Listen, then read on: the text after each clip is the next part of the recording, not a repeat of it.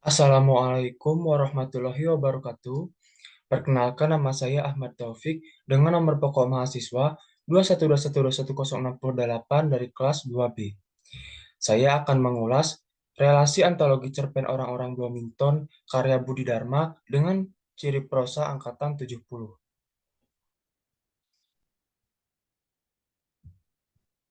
Identitas buku. Judul buku Orang-orang Bloomington. Penulis Budi Dharma, penerbit Noura Books, tahun terbit 1980. Sinopsis antologi cerpen Orang-orang Bloomington, karya Budi Dharma. Laki-laki tua tanpa nama. Saya menyewa loteng rumah tengah milik Nyonya Max 9 karena tertarik pada iklannya. Dengan begitu, saya dapat melihat rumah Nyonya Nolan dan Nyonya Casper.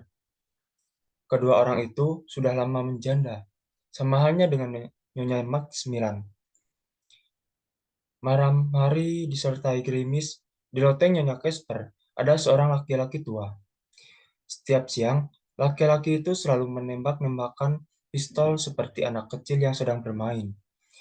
Saya tidak tahu pistol tersebut mainan atau asli. Saya berusaha untuk mencari tahu identitas laki-laki tua itu.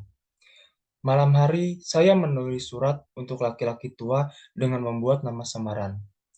Mengajak ke toko untuk ditraktir donat dan kopi. Surat itu saya buat tergeletak di pinggir jalan. Ada orang yang menjelaskan lelaki tua itu mengaku seorang pilot bomber saat Perang Dunia Kedua. Suatu hari, saya turun dari taksi. Tiba-tiba, Nyonya Casper berteriak meminta tolong. Sementara itu, laki-laki tua menodongkan pistol. Saya menghadang laki-laki itu, namun diri sendiri yang terpental. Setelah Nyonya Casper keluar rumah, saya mendengar letupan senjata api dan samar-samar melihat tubuh laki-laki tua itu berlumuran darah, dan ternyata Nyonya Nolan lah yang membunuh laki-laki tua itu. Nyonya, Nyonya Nolan memang wanita pembunuh. Dia bersikeras tidak mau dibawa ke kantor polisi. Dari laporan polisi, saya mendapat penjelasan bahwa senjata yang dimainkan laki-laki tua itu tidak mengandung peluru. Kritik sastra antologi cerpen orang-orang Bloomington karya Budi Dharma oleh Tirto Suwondono. Di sepanjang jalan Ves tinggal 3 orang janda, yaitu Nyonya Maximilian, Nyonya Nolan, dan Nyonya Casper.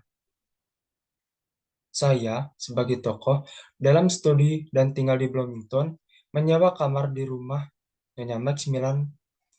Setiap hari, lewat jendela, saya selalu dapat melihat dengan jelas rumah janda di sebelah itu. Di rumah Nyonya Casper tinggallah seorang laki-laki tua yang menyewa kamar dan mempunyai kebiasaan aneh, yaitu selalu membidikkan pistol. Menurut para janda itu, laki-laki tua konon bekas perang dunia kedua. Dengan tingkah lakunya yang aneh, saya merasa tertarik dengannya dan ingin berkenalan dengannya. Akan tetapi, usaha saya untuk berkenalan dengan laki-laki tua itu gagal. Pada suatu saat, laki-laki tua itu terlihat menggoda Nyonya Casper dengan membidikkan pistolnya. Melihat peristiwa demikian, Nyonya Nolan tidak tinggal diam. Ia langsung menembak laki-laki tua itu hingga akhirnya meninggal. Namun kendati laki-laki tua itu mati tertembak oleh Nyonya Nolan, Nyonya Casper juga ikut mati karena jatuh terpleset. Ia terpleset karena takut atas ancaman laki-laki tua itu. Akhirnya semua peristiwa itu diserahkan kepada yang berwajib. Saya sependapat saya sependapat dengan Tirto Suwondono mengenai laki-laki tua tanpa nama. Dalam cerita laki-laki tua tanpa nama, Nyonya Loteng Nyonya Casper dihuni oleh laki-laki tua tanpa nama yang memiliki perilaku aneh. Dia selalu bermain pistol dan melakukan tembak-tembakan sampai akhirnya laki-laki tua tersebut ditembak mati oleh Nyonya Nolan karena laki-laki tersebut mengancam Nyonya Casper. Deskripsi sastra angkatan 70. Istilah Angkatan 70 pertama kali dikenalkan oleh Dami Entoda dalam kertas kerjanya Peta-peta Perpuisian Indonesia 1970-an dalam sketsa yang diajukan dalam diskusi sastra memperingati ulang tahun kelima majalah Tifa Sastra di Fakultas Sastra UI pada tanggal 25 Mei tahun 1977. Menurut Dami, Angkatan 70 dimulai dengan novel-novel Iwan Simatupang yang memiliki wawasan estetika tersendiri. Budi Dharma merupakan salah satu sastrawan Angkatan 70. Ciri-ciri prosa Angkatan 70 adalah alurnya yang berbelit-belit, pusat pengisahan bermetode orang ketiga, mengeksploitasi kehidupan manusia sebagai makhluk individu, mengemukakan kehidupan yang tidak jelas, mengutamakan warna lokal, latar belakang kebudayaan lokal, menyajikan tuntutan hak asasi manusia untuk bebas dari kesewenang-wenangan. Dalam cerita laki-laki tua tanpa nama, alur yang disajikan cukup berbelit-belit. Pada bagian ini, pembaca tidak hanya membaca dengan cepat, namun juga pembaca memerlukan konsentrasi yang cukup untuk menangkap makna yang hendak disampaikan oleh pengarang.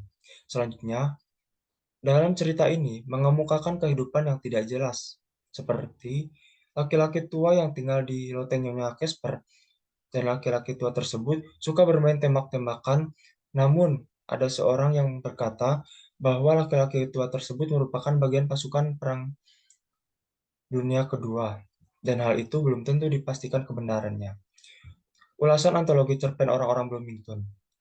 Antologi cerpen orang-orang Bloomington sangat menarik untuk dibaca karena ceritanya yang sangat unik, menarik, inspiratif, dan edukatif.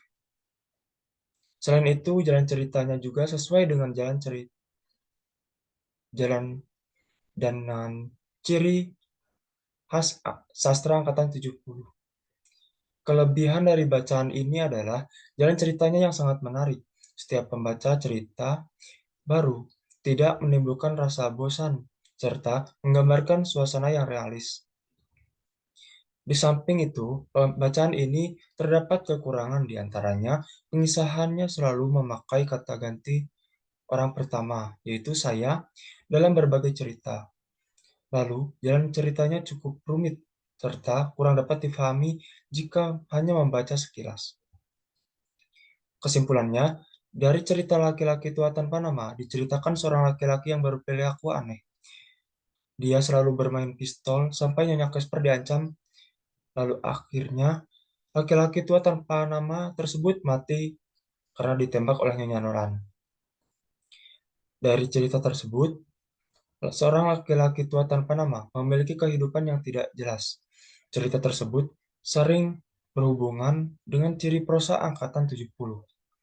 Sekian, terima kasih. Wassalamualaikum warahmatullahi wabarakatuh.